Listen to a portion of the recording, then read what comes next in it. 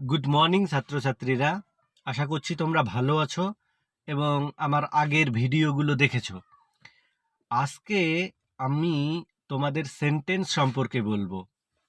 Sentence বা বাক্য তোমরা জানো যে কোনো ভাষার ক্ষেত্রে খুবই গুরুত্বপূর্ণ। এই বাক্য বা সেন্টেন্স বলা বা লেখার ক্ষেত্রে যার যতটা দক্ষতা সে তত ভালো স্পিকার বা রাইটার, এটা আমরা বলতেই পারি।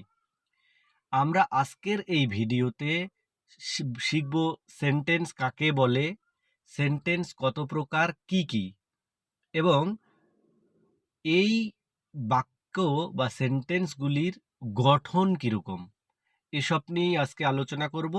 তোমরা ভিডিওটা দেখতে থাকো। দেখো, সেন্টেন্স কাকে বলে। এক বা একাধিক ওয়ার্ড বা শব্দ পাশাপাশি বসে যখন আমাদের মনের ভাব সম্পূর্ণ প্রকাশ করে তখন তাকে সেন্টেন্স বা বাক্য বলে। এখানে খুব গুরুত্বপূর্ণ একটা জিনিস, সম্পূর্ণ প্রকাশ করে, পাশাপাশি এক বা একাধিক। এই এক বা একাধিক শব্দ দিয়ে বাক্য আমরা গঠন করতে পারি। যে কোনো একটা শব্দ দিয়েও বাক্য গঠন করতে পারি। যদি বলি কাম, আসো, একটা বাক্য। আবার এক বা একাধিক, আই এম এ স্টুডেন্ট, একের বেশি শব্দ থাকলো এখানে, এটাও একটা বাক্য। কিন্তু মাথায় রাখতে হবে সম্পূর্ণ প্রকাশ করতে হবে, মেক এ কমপ্লিট সেন্স। যদি বলি আই অ্যাম গোয়িং টু বলেই থেমে যাই, তাহলে কিন্তু এটা বাক্য হলো না। যদি বলি I am going to school, তাহলেই এটা কিন্তু বাক্য হলো। সেই কারণেই বলছি মেক এ কমপ্লিট সেন্স। সম্পূর্ণ মনের ভাব প্রকাশ করলে তবেই বাক্য হবে।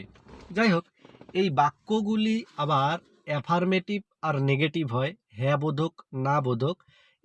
এই বিষয়ে তোমাদের আরও পরবর্তীতে ভিডিও করব। আপাতত আমরা সেন্টেন্স কত প্রকার, কি কি সেটা দেখছি, সেটাও আবার অ্যাকর্ডিং টু নেচার, প্রকৃতি অনুযায়ী। According to structure sentence are of three kinds, simple, complex, compound, সেটা আমরা পরে দেখব। এখানে অ্যাকর্ডিং টু নেচার অর্থাৎ প্রকৃতি অনুযায়ী সেন্টেন্স কত প্রকার সেটা দেখব। দেখো, সেন্টেন্স কত প্রকার, কি কি, এখানে লেখা আছে। তোমাদের আগেও বলেছি ভিডিওটা আটকে রেখে দেখে দেখে লিখে নিও খাতায়। তোমাদের লিখতেই হবে, লিখে পড়তে হবে, বানানগুলো খুব দরকার। প্রকৃতি অর্থ অনুযায়ী সেন্টেন্স বা বাক্য 5 প্রকার: assertive sentence, interrogative sentence, imperative sentence, optative sentence এবং এক্সক্লেমেটরি সেন্টেন্স। প্রত্যেকটা সেন্টেন্স এর বাংলা অর্থ দেওয়া আছে। অ্যাসার্টিভ সেন্টেন্স মানে বিবৃতিমূলক বাক্য, ইন্টারোগেটিভ সেন্টেন্স প্রশ্নসূচক বাক্য, ইম্পারেটিভ সেন্টেন্স অনুজ্ঞাসূচক বাক্য, অপটেটিভ সেন্টেন্স ইচ্ছা বা প্রার্থনাসূচক বাক্য, এক্সক্লেমেটরি সেন্টেন্স আবেগ বিস্ময়সূচক বাক্য। আমরা সারাদিনে যত ধরনের কথা বলি, এই 5 ধরনের বাক্যই আমরা ব্যবহার করে থাকি। এই 5 ধরনের মধ্যে অ্যাসার্টিভ সেন্টেন্সটা 80% উপরেই ব্যবহৃত হয়। কারণ দেখো তোমরা, অপটেটিভ ইচ্ছা প্রার্থনা খুব কমই করি আমরা। মে গড ব্লেস ইউ কতবার আর বলি সারাদিনে, খুব কম। এক্সক্লেমেটরি সেন্টেন্স, ইস কি গরম, এই ধরনের কথা কতবার বলি, খুবই কম। ব্যবহার যেটা হয় সেটা অ্যাসার্টিভ, ইন্টারোগেটিভ, ইম্পারেটিভ। সে যাই হোক, প্রত্যেকটা সেন্টেন্সই কোনো ভাষায় কথা বলতে গেলে দরকার। সেই কারণে তোমাদের প্রত্যেকটা সেন্টেন্সের গঠন, প্রত্যেকটা সেন্টেন্স এর অর্থ কি হবে না হবে সব শিখতে হবে। আমি প্রথমেই বলে দিয়েছি, প্রথম ভিডিওতেই বলে দিয়েছি, ওয়ার্ড, শব্দ সবচেয়ে বেশি ইম্পর্টেন্ট। সব ধরনের শব্দের মানে জানতে হয়, সেটা একদিনে সম্ভব নয়। আমার এই ভিডিওগুলো ক্রমানুযায়ী তোমরা দেখতেই থাকো।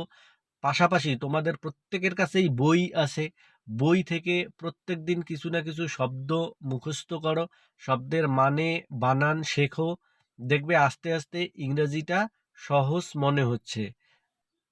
দেখো, এখানে অ্যাসার্টিভ সেন্টেন্স, যে সেন্টেন্স সাধারণভাবে কোনো অবস্থা, ঘটনা বা বিবৃতি প্রকাশ করে তাকে অ্যাসার্টিভ সেন্টেন্স বলে। যেমন, উই রেসপেক্ট আওয়ার এল্ডার্স, আমরা গুরুজনদের সম্মান করি। I have bought a dictionary, আমি একটা অভিধান কিনেছি। এটা অ্যাসার্টিভ সেন্টেন্স। একটু আগেও বললাম 80% আমরা যে বাক্য ব্যবহার করি সেটা এই অ্যাসার্টিভ সেন্টেন্স। এবার এই অ্যাসার্টিভ সেন্টেন্সটার সংজ্ঞাটা থেকেই বুঝতে পারছো, কোনো অবস্থা, যে কোনো অবস্থা হোক, কোনো ঘটনা, ঐতিহাসিক হোক, বর্তমানে হোক, যে কোনো ঘটনা বা বিবৃতি প্রকাশ করার জন্য যে বাক্য ব্যবহার করি সেই বাক্যটাকেই আমরা অ্যাসার্টিভ সেন্টেন্স বলি। তোমরা গঠনটা লক্ষ্য রাখো। অ্যাসার্টিভ সেন্টেন্সের গঠন দেখো, subject plus verb plus object plus remaining, আরেকটা subject plus auxiliary verb plus verb এর উপযুক্ত form plus object plus remaining. Auxiliary verb কি সেটা আগেই জানিয়েছি, ভার্বের বিষয়েও বলেছি এবং তোমাদের বারবার বলেছি যে ভার্বের কনজুগেশন অফ ভার্ব তোমাদের পড়তে হবে, ও সেটা আশা করছি পড়ছো। যদি না পড়ে থাকো আবারও বলবো, কনজুগেশন অফ ভার্ব তোমাদের পড়তেই হবে, কারণ ভার্ব না জানলে বাক্য লিখবে কি করে। অ্যাসার্টিভ সেন্টেন্সের গঠনটার ক্ষেত্রে এখানে দেখো, I, we, you, he, she, they, Arafat, এগুলো হচ্ছে সাবজেক্ট। সাবজেক্টের পরে কি বসিয়েছি? প্লে। তারপরে কি? Cricket. I play cricket, we play cricket, you play cricket. He she যদি হয় থার্ড পারসন সিঙ্গুলার নাম্বার, সেটাও তোমাদের পড়িয়েছি। থার্ড পারসন সিঙ্গুলার নাম্বারের ক্ষেত্রে ভার্বের সাথে এস বা ইএস, ব্র্যাকেটে দেখো এস বা ইএস যুক্ত হয়। He plays cricket or she plays cricket. এখানে তোমাদের বলা হয়েছে, আগেই বললাম যে প্রথম গঠনটাতে subject plus verb plus object. এখানে সাবজেক্ট যে কোনো নাউন বা প্রোনাউন, বুঝতেই পারছো, I, we, you, he, she. Verb হচ্ছে প্লে, অবজেক্ট হচ্ছে ক্রিকেট। রিমেনিং এখানে নেই। ক্রিকেট ইন দ্য ফিল্ড যদি বলতাম তাহলে ওটা রিমেনিং হয়ে যেত। যাই হোক, দ্বিতীয় গঠনটা দেখো, subject plus auxiliary verb plus ভার্বের উপযুক্ত ফর্ম। এই কথাটা তোমাদের কিন্তু মাথায় রাখতে লাগবে। এখানে অক্সিলারি ভার্ব বলতে তোমরা জানো am, is, are, was, were, have, has, had, do, did, does. তোমরা সেটা পড়েছো, না পড়ে থাকলে আবার পড়ে নিও।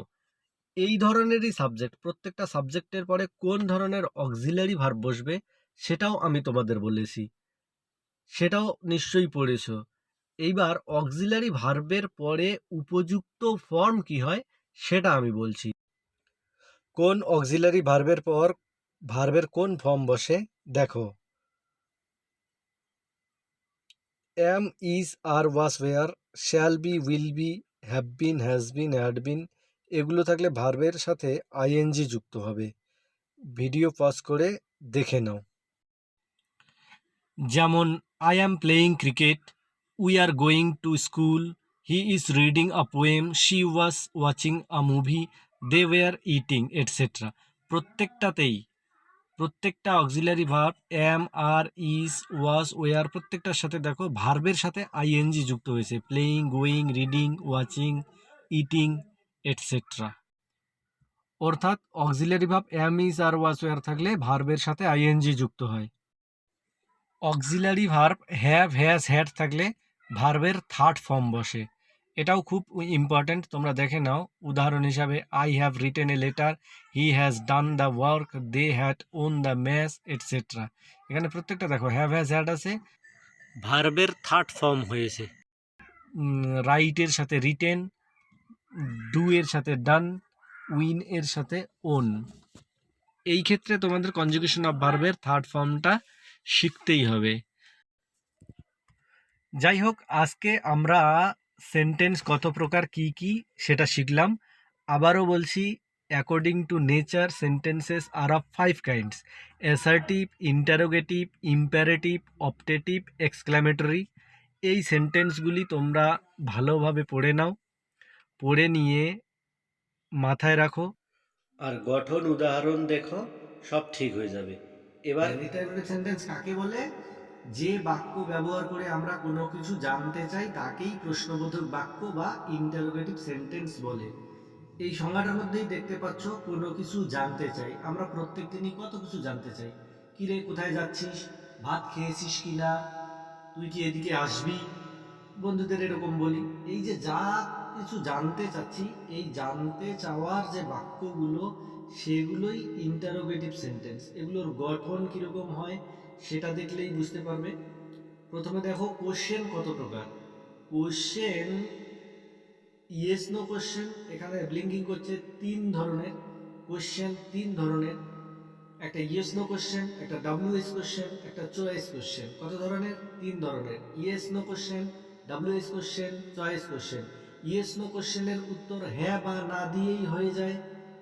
উদাহরণ দেখতে পাচ্ছ এখানে, do you want dinner, no thanks, অথবা ইয়েস অফকোর্স। যাই হোক, WH কোশ্চেনের উত্তর তথ্য দিয়ে দিতে হয়, সংক্ষেপে বলা যায় না। হোয়ার ডু ইউ লিভ, পুরো বলতে হবে, আই লিভ ইন প্যারিস। আবার চয়েস কোশ্চেনের উত্তর দেখো প্রশ্নেই থাকে, do you want tea or coffee, উত্তর টি প্লিজ। দেখো, tea or coffee, tea please. যাই হোক, এবার ইন্টারোগেটিভ সেন্টেন্স এর গঠন দেখো। 3 ধরনের সেন্টেন্স বললাম, 3 ধরনেরই গঠন থাকবে। 1 number, auxiliary verb subject plus main verb. Auxiliary verb কি কি তোমাদের ভিডিওতে দেওয়া আছে, যারা দেখেছো ভালো, যারা দেখোনি আবার দেখে নাও। ডু ইউ স্পিক ইংলিশ, উত্তর ইয়েস নো। দেখো, ইয়েস নো কোশ্চেন, ইয়েস অথবা নো দিয়ে উত্তর। দ্বিতীয় নম্বরে WH word, auxiliary verb subject main verb.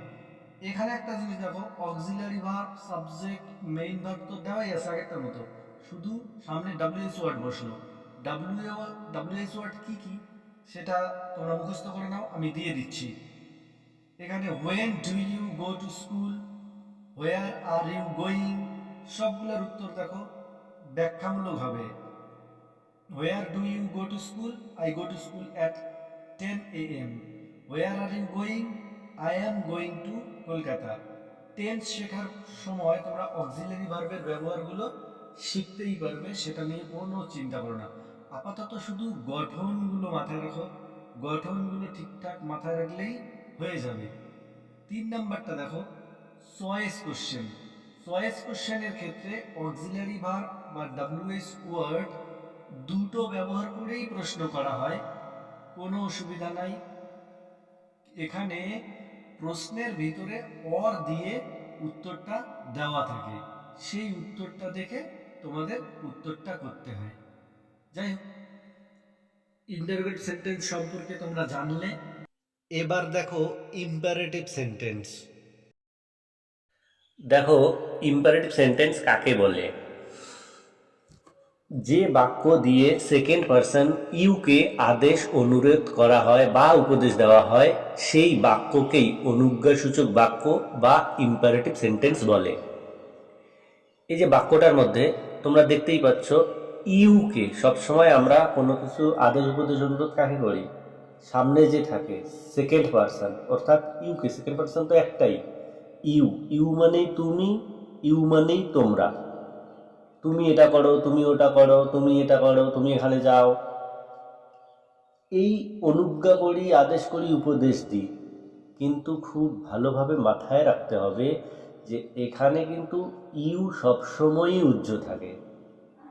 You কথাটা বলবো না, আমরা প্রথমেই ভার্ব ব্যবহার করব, সেটা পরে দেখো গঠনে বলছি। গঠনে যাওয়ার আগে তোমরা দেখে নাও ইম্পারেটিভ সেন্টেন্স কত ধরনের হয়। আগেই বলেছি আমি, প্রত্যেকটা সেন্টেন্সই অ্যাফার্মেটিভ নেগেটিভ হয়। তারপরে এখানে দেখো ইম্পারেটিভ সেন্টেন্স কত ধরনের। Kinds of imperative sentence. প্রথমত দেখো পজিটিভ ইম্পারেটিভ, দ্বিতীয়ত নেগেটিভ ইম্পারেটিভ। পজিটিভ ইম্পারেটিভের উদাহরণ, ওপেন দ্য ডোর, দরজাটা খোলো, এখানে পজিটিভ, খোলার কথা বলছে। এবং নেগেটিভ ইম্পারেটিভের উদাহরণ হলো, ডোন্ট ডিস্টার্ব মি, আমাকে বিরক্ত করো না। এখানে দেখো don't disturb me, do not disturb me, আমাকে বিরক্ত করো না, না বোধক নেগেটিভ। এখানে ওপেন দ্য ডোর, দরজাটা খোলো, পজিটিভ। বুঝতে পারছো নিশ্চয়ই? তাহলে kinds of imperative sentence: positive imperative, negative imperative. এবারে আমরা দেখব ইম্পারেটিভ সেন্টেন্সের গঠন। গঠনটা এখানে দেখো, চারটা গঠন দেব আমি: অর্ডার, অ্যাডভাইস, রিকোয়েস্ট। এগুলো আলাদা আলাদাভাবে গঠন, যদিও প্রায় সেম, প্রত্যেকটার ক্ষেত্রেই ভার্বের পরে অবজেক্ট বা রিমেইনিং, তারপরেও এখানে পৃথকভাবে দেখানো হলো তোমাদের সুবিধার্থে। দেখো, অর্ডারে মূল ভার্বটি present form of verb. Conjugation of ভার্বের তিনটা ফর্ম তোমাদের বলেছি, মুখস্থ করতে হবে, ওটা তো করতেই হবে। Present form, past form, past participle form. তো এখানে মূল ভার্বটাই সবসময় বসবে, মূল verb plus object or remaining. Do the work, কাজটা করো। অ্যাডভাইসের ক্ষেত্রে দেখো, অলওয়েজ শব্দটা ব্যবহার করতে হবে, মূল verb plus object plus remaining same থাকলো। উদাহরণ: অলওয়েজ উইয়ার মাস্ক, সর্বদা মাস্ক করবে। রিকোয়েস্টের ক্ষেত্রে দেখো, প্লিজ বা কাইন্ডলি কথাটা ব্যবহার করা হয়। প্লিজ কাইন্ডলির পরে ওই প্লাস মূল ভার্ব প্লাস অবজেক্ট আর রিমেইনিং। এখানে please or kindly help me, দয়া করে আমাকে সাহায্য করো। বুঝতেই পারছো, প্রত্যেকটাই কিন্তু মূল ভার্ব দিয়ে শুরু হচ্ছে, সামনে শুধু অলওয়েজ কাইন্ডলি বলে কিছুটা হেল্প করা হচ্ছে। 4 নম্বর দেখো, পারমিশন। পারমিশনের ক্ষেত্রে লেট দিয়ে শুরু হচ্ছে। লেটের পরে মি, হিম, হার, রাহাত, দেম, এই যে কয়েকটা প্রোনাউন দেখতে পাচ্ছ, অবজেক্টিভ প্রোনাউন, এই প্রোনাউনগুলোই বসবে। লেট, তারপরে ব্যাপার একই কিন্তু, মূল ভার্ব প্লাস অবজেক্ট অথবা রিমেইনিং। লেট মি গো, আমাকে যেতে দাও। লেট হিম প্লে ক্রিকেট, তাকে ক্রিকেট খেলতে দাও। লেট রাহাত টেক রেস্ট, রাহাতকে বিশ্রাম নিতে দাও। বুঝতেই পারছো, প্রত্যেকটাতেই লেট দিয়েই শুরু হচ্ছে। লেটের পরে অবজেক্টিভ প্রোনাউনটা হলো, তারপরে বুঝতেই পারছো ভার্বের মূল ফর্ম। এবার দেখো ইম্পারেটিভ সেন্টেন্সের গঠনে নেগেটিভ ইম্পারেটিভ সম্পর্কে। নেগেটিভ ইম্পারেটিভ এটা দুই ধরনের। প্রথমে পজিটিভ বললাম, সবকটাই পজিটিভ।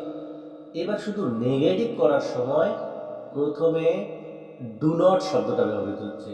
ডু নট বা ডোন্ট, ব্যাপার কিন্তু একই, মূল verb plus object plus remaining. মূল ভার্বের সাথে অবজেক্ট রিমেইনিং, প্রথমে শুধু ডোন্ট। এখানে দেখো, ডোন্ট গো, যাব না। Please don't make a noise, দয়া করে চিৎকার চেঁচামেচি করো না, চেঁচামেচি করো না। ডু নট দিয়েই শুধু নেগেটিভ করা হচ্ছে। তাহলে অ্যাফার্মেটিভে হচ্ছে ভার্বের মূল ফর্ম দিয়ে অবজেক্ট রিমেইনিং, নেগেটিভে হচ্ছে ডু নট দিয়ে ভার্বের মূল ফর্ম প্লাস অবজেক্ট রিমেইনিং। যাই হোক, ইম্পারেটিভ সেন্টেন্সটা আশা করি বুঝতে পেরেছো।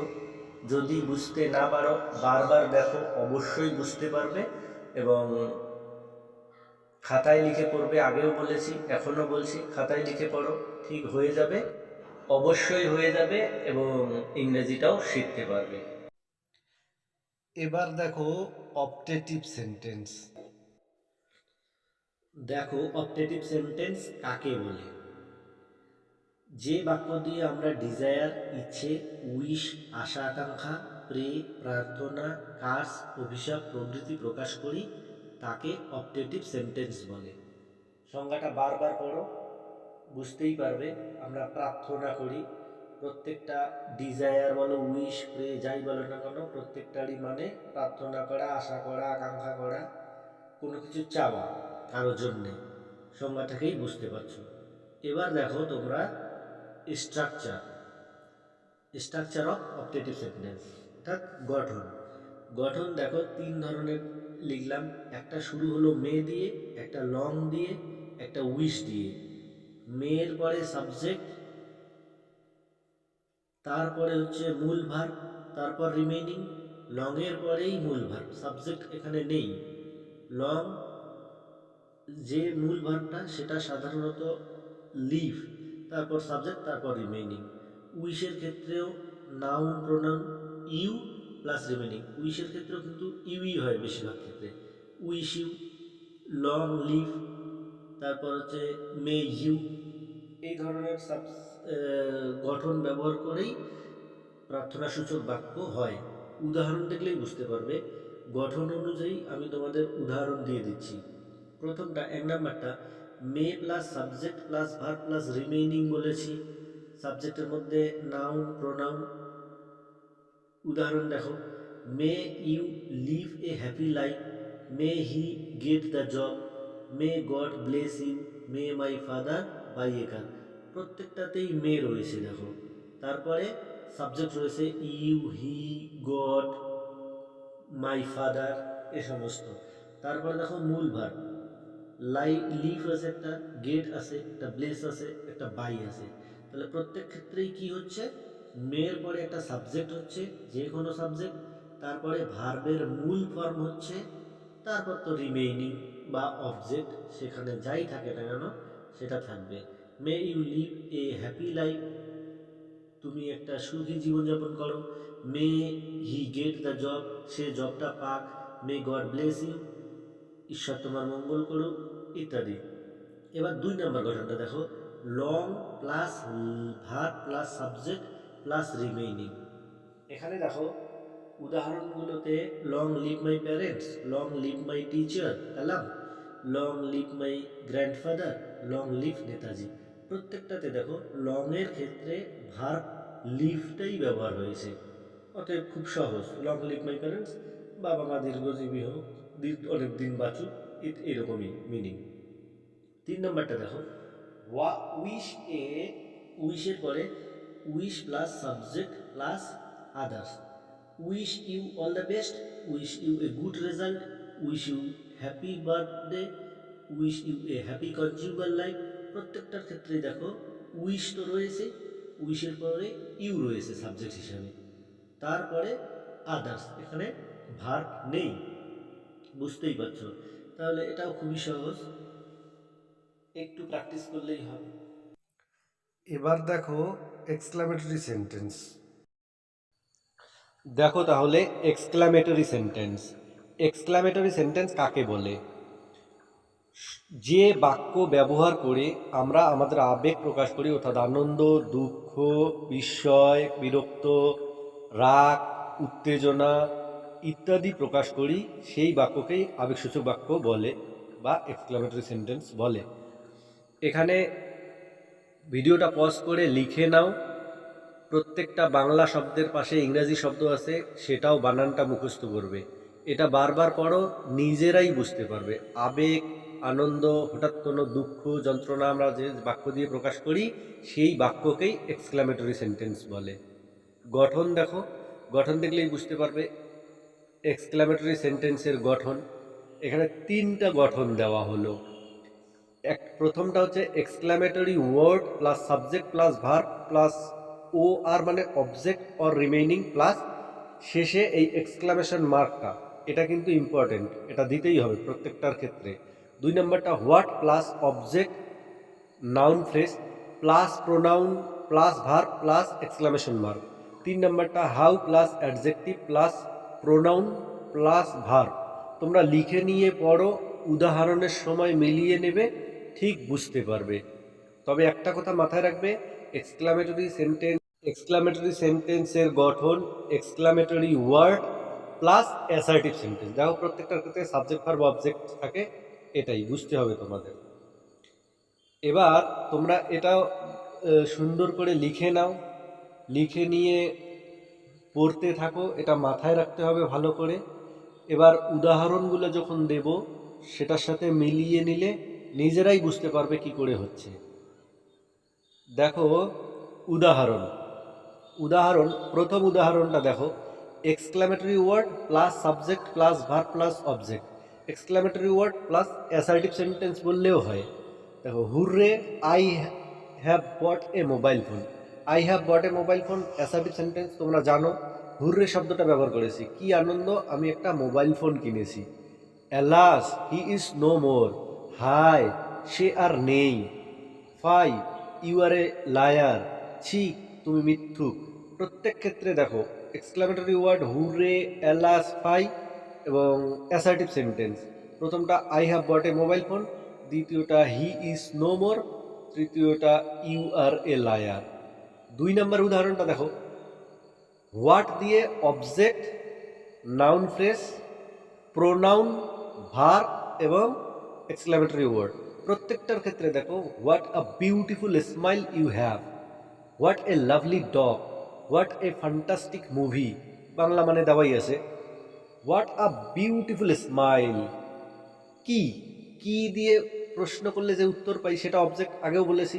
তাহলে হোয়াট এ বিউটিফুল স্মাইল কি, একটা সুন্দর হাসি, একটা সুন্দর কুকুর, একটা ফ্যান্টাস্টিক মুভি, তাহলে অবজেক্ট। হোয়াটের পরে এ দিয়ে অবজেক্ট দিলেই হয়ে গেল।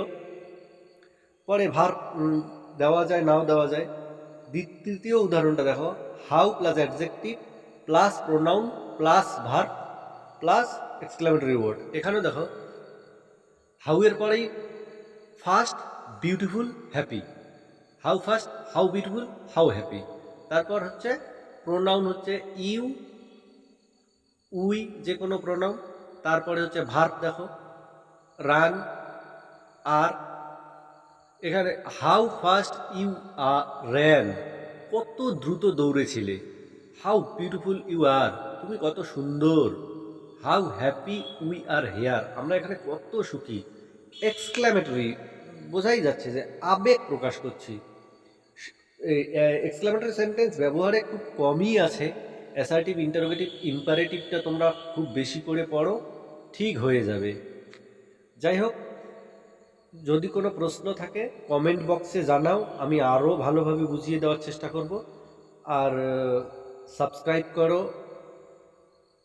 বেল আইকন অন করে রাখো যেন পরবর্তী নোটিফিকেশান পেয়ে যাও। ধন্যবাদ সবাইকে।